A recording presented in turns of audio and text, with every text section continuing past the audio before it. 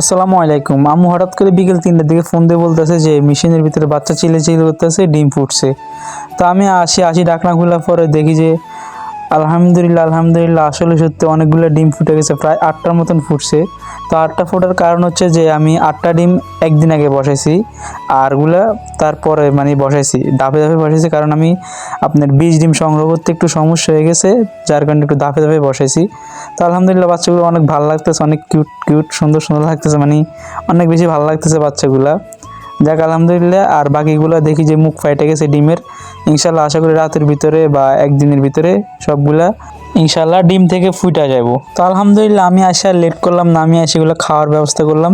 আসলে আমার কাছে মার্বেল নাই, যার কারণে খাদ্যের পাত্রের মধ্যে ন্যাকড়া দিয়ে তারপরে বসা দিতে আসি। আর কার্টুনটা একদম ছোট, কারণ এখানে 8টা আপাতত। ইনশাল্লাহ সবগুলো ফুটলে তারপরে বোর্ডিংয়ের জায়গাটা আর একটু বড় করব। আপাতত মানে ছোট একটা কার্টুনে রাখছি, কারণ এখন 8টা।